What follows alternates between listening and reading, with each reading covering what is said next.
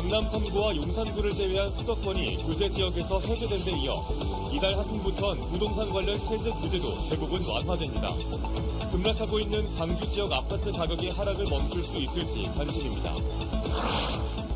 지난달 광주의 강수량이 16.7mm에 그치면서 광주 전남 주요 식수원인 동북댐의 저수율이 24%대까지 떨어졌습니다. 물을 절약하려는 시민들의 움직임도 활발합니다. 당진을 중심으로 목포와 영암, 무안 등 4개 시군이 세계 고작 엑스포 유치에 나섭니다. 도자기 산업을 육성하고 관광 자원화를 위해서입니다. 오는 4월 순천국제정원 박람회가 10년 만에 개최됩니다. 단순한 정원축제를 넘어 자연과 인간이 공존하는 미래형 생태도시 모델의 구현을 꾀합니다. 여러분 안녕하십니까? KBC 8시 뉴스입니다. 오늘 서울 강남 3구와 용산구를 제외한 수도권 규제 지역이 대거 해제됐습니다. 이달 하순부터는 부동산 관련 각종 세제 규제도 대부분 완화됩니다. 이 같은 전방위적 규제 완화 조치가 지역 부동산 시장에도 활기를 가져올 수 있을까요? 정경원 기자가 취재했습니다. 지난해 4월 84제곱미터 매물이 7억 9,500만 원에 거래됐던 광주 서구의 한 아파트 단지는 지난 연말 잇따라 4억대의 매매가 이뤄졌습니다. 지난해 11월 기준 광주 지역 아파트 매매 가격 지수는 6월에 비해 3% 이상 하락하는 등 이 단지를 포함해 곳곳에서 집값이 크게 떨어졌습니다. 지금은 거래마저 뚝 끊겼습니다. 지난해 8월에서 11월 광주의 아파트 거래량은 700건대, 1년 전 같은 기간에 비해 70% 가까이 줄어든 수치입니다. 전국적으로 부동산 시장이 경색되자 정부는 지난해 9월 말 광주 등 비수도권에 대한 규제를 완화했습니다. 그리고 3개월여 만인 지난 3일에는 수도권 대부분의 조정 대상 지역 해제뿐 아니라 양도세와 취득세, 전매 제한 등 부동산 규제를 전방위적으로 완화한다고 발표했습니다. 부동산 업계는 이 같은 규제 완화 조치에 힘입어 올해 하반기부터는 거래가 회복될 것이라고 기대감을 드러내고 있습니다. 저희는 실무에서 이렇게 봤을 때 한 6개월 정도 이렇게 걸리더라고요. 그런 정책들이 조금씩 흡수되면서 실소유자들한테 반영을 하면서 후반기 정도는 좀 회복세가 되지 않을까. 관건은 금리입니다. 고금리가 계속되면서 움츠러든 매수 심리가 여전히 살아나지 않고 있기 때문입니다. 더욱이 비수도권 규제 완화에서 수도권 규제 완화까지 불과 석 달 만에 이뤄지면서 자금이 수도권으로 쏠릴 수 있다는 조심스러운 관측도 나오고 있습니다. 수요 자본들이 수도권으로 다시 좀 올라갈 가능성이 있는 것 같습니다. 그래서 수도권부터 지금보다 조금 더 거래가 풀리고 시장이 조금 회복이 된다면은 일정 시간을 지나서 지역까지도 어느 정도의 이제 시장 회복에 대한 기미가 보일 수는 있겠다. 각종 규제 완화 조치에도 얼어붙은 지역 부동산 시장에 훈풍이 불기까지는 다소 시간이 걸릴 전망입니다. KBC 정경원입니다. 극심한 가뭄이 지속되면서 광주 전남 주요 식수원인 동북댐의 저수율이 24%대까지 떨어졌습니다. 각 지역 주민 공동체를 중심으로 물 절약 움직임이 조금씩 시작되곤 있지만 많은 시민들의 적극적인 참여가 여전히 절실한 상황입니다. 조윤정 기자입니다. 광주시 용봉동의 한 아파트. 종이 상자 안에 모래가 가득 담긴 페트병 여러 개가 놓여 있습니다. 이 아파트 주민들은 최근 함께 모여 페트병 800여 개에 직접 모래를 채워 넣었습니다. 양변기 물 사용량을 조금이라도 줄여보기 위해서입니다. 각 세일에 2개씩을 전부 다 공급을 하자. 그래서 어제 저녁에 대가도 한번 싹 돌아봤어요. 얘를 한 라인이 보니까 전부 다 박스가 좀 비어있는 데도 있고. 모래 페트병 제작에 동참했던 강정순 씨는 지난 한 달 새 수도요금을 11,000원 넘게 절약했습니다. 무게만큼 물이 덜 차도 올라와요. 관리 내역서에가 11,880원이 절감이 됐어요. 이처럼 마을 공동체 등 각 지역 주민단체들을 중심으로 물 전략 움직임이 본격 시작됐지만 아직 갈 길은 먼니다. 광주시가 목표 절감률을 20%로 내세웠지만 실제 절감률은 한 자릿수에 그치고 있습니다. 그 사이 광주 전남 주요 식수원인 동북댐의 저수율은 24%대까지 떨어졌습니다. 특히 연말 연시를 지나면서 하향 곡선을 그리던 절감률이 다시 올라가고 있는 모양새인 만큼 시민들의 적극적인 동참이 더욱 필요한 상황입니다. 생활용수의 사용량의 약 68%가 가정용에서 사용을 하고 있습니다. 시민분들께서 20% 절수를 적극적으로 동참해 주셔야만이 6월 말까지 동복댐 고갈 없이 저희들이 안정적으로 물을 공급할 수 있을 것으로 판단됩니다.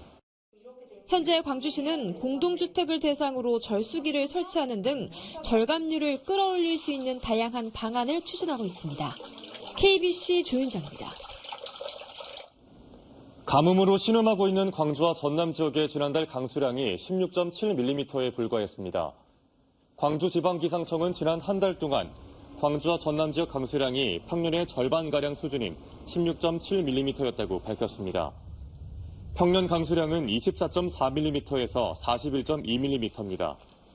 지난 한 달 동안 비가 내린 날은 7.6일, 눈이 내린 날은 8.3일로 비보다 눈이 더 잦게 내린 걸로 관측됐습니다. 환경부 장관이 가뭄 상황 점검을 위해 전남을 방문한 가운데 전라남도가 가뭄 대책 예산에 국비 지원을 요청했습니다. 한화진 환경부 장관은 오늘 가뭄 심각 단계에 있는 수어댐과 광양제철소 해수 담수화 설비 운영 시설을 점검했으며 이 자리에서 전라남도는 가뭄 대책비 100억 원과 여수산단 폐수 재이용 사업비 940억 원 등의 국비 지원을 건의했습니다. 전라남도는 또 흑산공항 조기 건설을 위해 국립공원 구역 변경 계획이 국립공원위원회 심의를 조속히 통과할 수 있도록 환경부가 적극 지원해달라고 요청했습니다. 전남 동북권의 수건 사업인 수서행 고속열차 SRT 전라선 운행이 확정됐습니다. 더불어민주당 김회재 의원은 국토교통부가 최근 업무보고에서 여수, 포항, 창원 3개 노선에 SRT를 연내 추가 투입하기로 했다고 밝혔습니다. 수서행 직통 SRT가 전라선에 투입되면 수도권 생활권이 2시간대로 줄어들어 남해안권 관광산업 활성화에 도움이 될 걸로 기대됩니다. 더불어민주당 강득구 의원이 개정 교육과정에서 5.18 민주화 운동이 삭제된 것은 문재인 정부 기조 때문이라는 정부와 여당의 입장을 재반박했습니다. 강 의원은 기자회견을 통해 5.18 민주화 운동이 교육과정 내용에 포함되는지 아닌지를 확인할 수 있는 구체적인 내용이 만들어진 것은 지난해 4월 이후의 일이라며 지난해 4월 개정 교육과정 1차 시안이 발표됐다고 밝혔습니다. 또 5.18 민주화 운동이 교과서에 잘 서술될 수 있도록 해야 한다는 의원실 의견의 교육부는 시종일관 수용 불가 입장을 표명했다고 강조했습니다. 5.18 단체는 2022 개정 교육과정에서 생략된 5.18 민주화 운동 용어를 복원해야 한다는 기존 입장을 유지했습니다.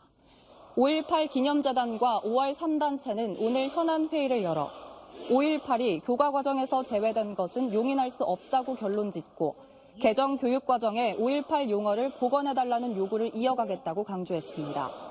다만 용어를 의도적으로 누락하지 않았다는 교육부의 해명은 수용했습니다.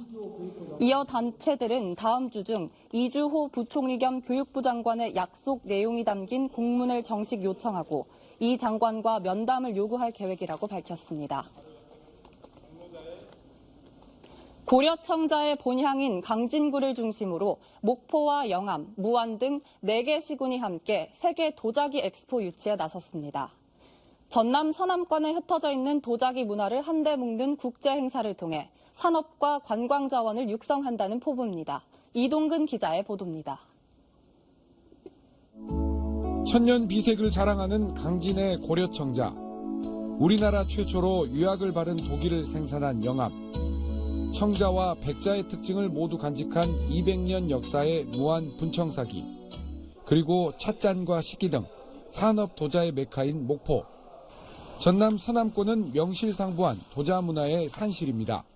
개인요와 생활 도자 공장의 절반이 4개 시군에 모여 있고 전체 생활 자기의 60%를 생산하고 있습니다.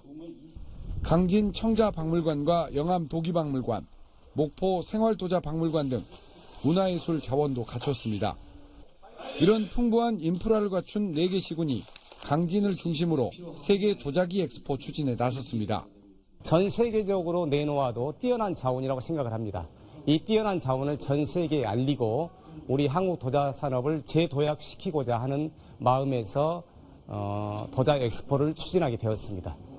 지난 2001년 경기도 이천과 여주, 광주가 세계 도자기 엑스포를 개최해 1조 4천억 원의 경제 효과와 5만 명이 넘는 고용 효과를 얻기도 했습니다. 역사를 가지고 있고요. 나름대로 다 정통성을 가지고 있더라고요. 서남권 도자기가. 그래서 이거를 조금만 좀 가공을 하고 또 홍보를 한다라고 하면은 분명히 관광 자원으로서 가치는 충분하다라고 생각을 합니다. 전남도와 의회도 도자 산업을 K 콘텐츠이자 전남의 미래 먹거리로 육성하기 위해 조례 제정을 추진 중입니다. 강진을 비롯한 4개 시군은 오는 4월 전라남도에 엑스포 개최 계획서를 제출하고 정부의 국제행사 개최를 승인받아 오는 2025년 유치에 나선다는 방침입니다. KBC 이동근입니다.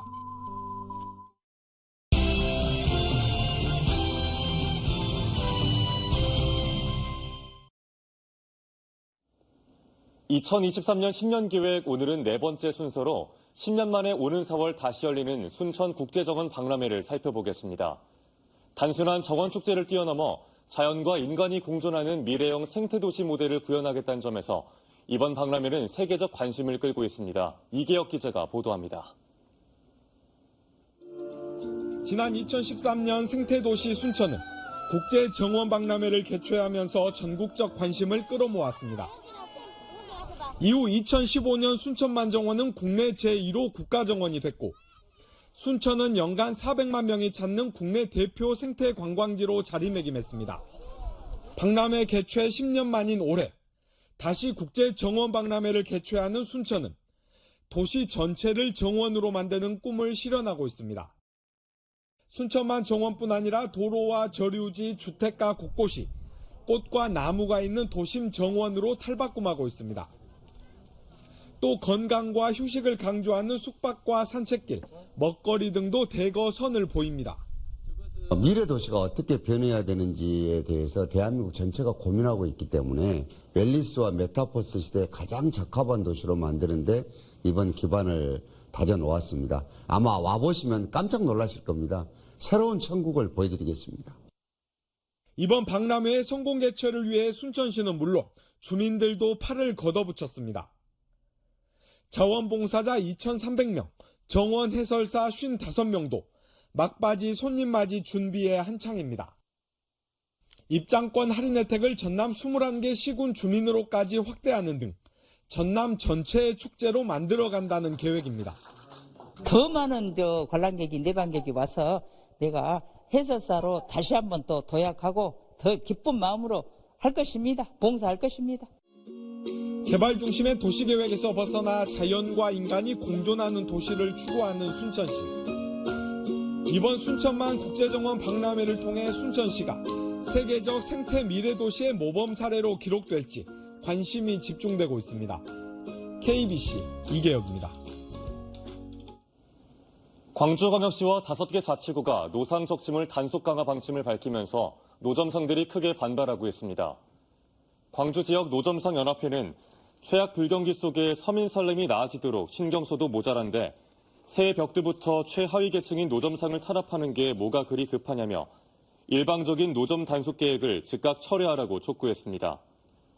광주광역시는 이에 단속 대상은 인도에 놓인 폐타이어와 주차 방지용 시설물 등 보행 안전을 위협하는 적치물이라며 노점상들과는 자율 정화 방안 등을 논의하겠다고 해명했습니다. 다음은 희망 2023 나눔 캠페인에 참여해주신 분들입니다. 주식회사 진풍건설 대표 박세정 씨가 100만 원을 보내주셨습니다. 주식회사 와우코리아 대표 백학선 씨가 100만 원을 보내주셨습니다. 소중한 성금 감사합니다. 1, 2묘역으로 분리돼 있던 국립 5.18 민주묘지 안장 공간이 통합돼 확장됩니다. 국립 5.18 민주묘지 관리사무소는 지난 4일 조선대 산학협력단에 국립 5.18 민주묘지 발전 방안 수립 연구 용역 최종 보고서를 의뢰했습니다. 보고서에서는 민주묘지 안장 공간 부족 문제를 해결하기 위해 1묘역에 4단 계단식 묘역을 조성해 400기를 추가로 갖추고 이 묘역에 안장돼 있던 166명을 1묘역으로 이장한다는 내용이 담겼습니다. 현재 국립 5.18 민주묘지 1, 2묘역에는 940기가 안장돼 있습니다.